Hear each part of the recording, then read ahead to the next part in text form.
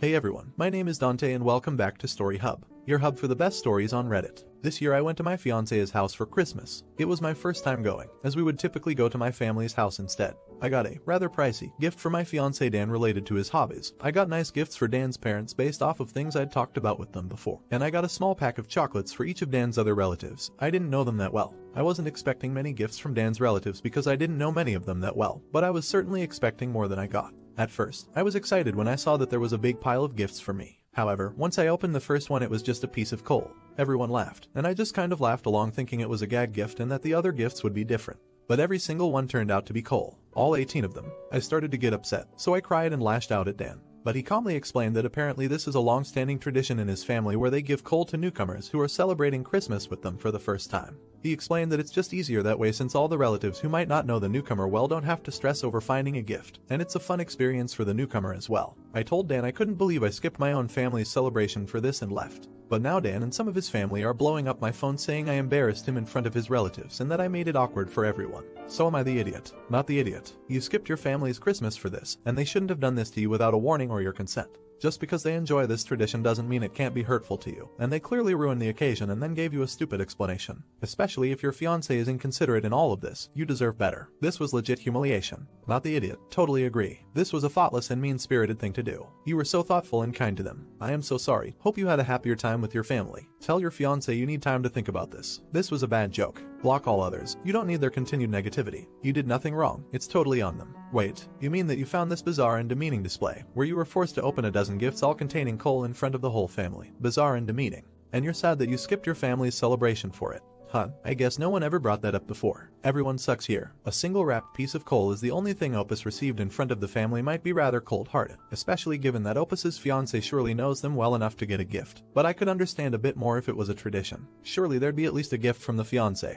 Hopefully parents, too, waiting some time afterward. But nothing, and to be forced to open a dozen gifts containing coal in front of everyone. Sheesh. Opus isn't the idiot here by any stretch, but it's an everyone else sucks here for me, not to mention it's been drilled into most of us since we were children that you get coal for Christmas when you're bad. A family giving coal to someone they barely know is in such bad taste that it's almost sickening. Now for the next story. I, M30s, live with my wife, F30s. We have 2 kids, 8 male and 6 female. My wife's parents are staying with us temporarily as their home is having some serious repairs after a freak accident. It wasn't their fault and luckily they had insurance. The repairs should be completed in 2 months from now. I don't really get along with my in-laws, especially my father-in-law, but I agreed to let them stay because I thought the time would fly by and it wouldn't be that bad. But I'm posting here so I guess I was wrong. My mother-in-law doesn't have a job and my father-in-law works late shifts until around 11 p.m. When he gets home they will watch YouTube in the living room and play music on it at a loud volume with our speaker system. It's not college house party bass tearing apart the walls loud, but it is still loud. My kids are not light sleepers, but this wakes them up. Then they go wake me up because they want me to make it stop. My kids need to be rested for school and I need to get up in the morning to drop them off and go to work. My wife works overnight shifts so she doesn't witness this. I've tried to talk to my mother-in-law and father-in-law about it and asked that they please keep the noise down after my kids' bedtime, which is 8:30 p.m. I don't expect complete silence, but I really don't think they need to have the TV on loud late at night. My father-in-law argued with me and said that he doesn't finish work till 11 p.m., so I'm basically expecting him to not do the things he enjoys after work. I told him he can do it before work or on his days off or it's tough shot. He complained to my wife, who's now taking his side and saying that the kids need to learn how to sleep through a bit of everyday noise. I told her it's not everyday noise and that he and mother-in-law are being excessively noisy and inconsiderate. She's just not there to see it. My father-in-law has been sending me links to buy earplugs for the kids. I've gotten really fed up with this. It's not my in-laws' house and they're staying with us as guests and I think they're being really selfish. I decided to put parental controls on the TV so that my in-laws can't use it after 8:30 p.m. until 6 a.m. the next day. Between those times the TV can't be used without putting in the password and only I know it. This doesn't affect my wife as she doesn't get off work until 6 a.m. and isn't normally home until 6:20ish. My father-in-law is now incredibly pissed off with me and said that I'm acting like a child and keeps pestering me, demanding the password.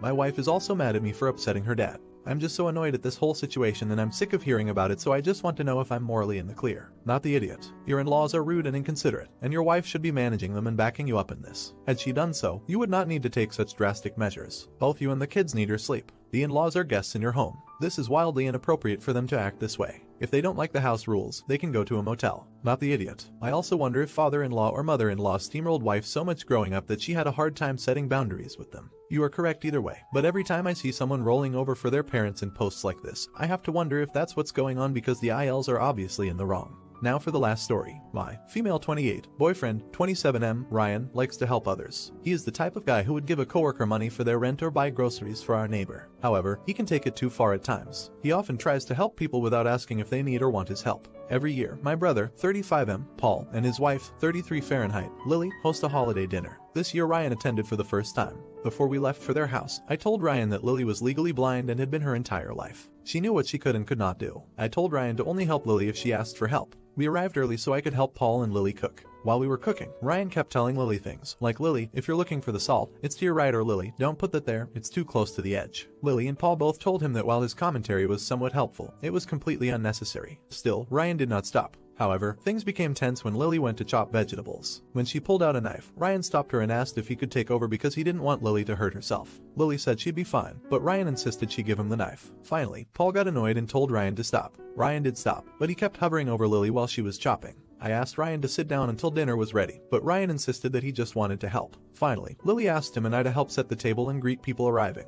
We did, but things were still tense. I did pull Ryan to the side and reminded him again to only help Lily if she asked for it. He agreed, but I could tell that he was still upset. Everything finally boiled over after dinner. My nieces, 5 and 3, have a game they love to play with their mother. They will hand Lily something, and Lily would have to guess what it is. Lily would sometimes make a couple of clearly outrageous guesses, like saying an egg is an elephant or a shoe, to make her daughters laugh. After dinner, the eldest handed Lily the salt shaker. When Lily guessed it was a phone, Ryan piped up and said it was a salt shaker. Lily laughed it off and explained the game to Ryan, but I could see she was annoyed. My niece then handed Lily a coin. When Lily guessed incorrectly, Ryan loudly told Lily it was a coin. This was apparently the last straw for Paul. Paul demanded that Ryan leave since he clearly couldn't respect Lily. Ryan insisted that he was trying to be helpful. However, Lily said it was probably best if Ryan and I left. I quickly gathered up our things and managed to convince Ryan to leave. Ryan is currently pissed at me. He said I should have defended him, especially since I knew he was only being helpful. He also insisted that I should have stood up against Paul's overreaction, Ryan's words. I'm now wondering if I should have defended Ryan. Am I the idiot? Not the idiot. Ryan didn't deserve to be defended there. I'm sorry. I'm sure you love Ryan, but good lord, he sounds insufferable. He wasn't being nice. He was being patronizing.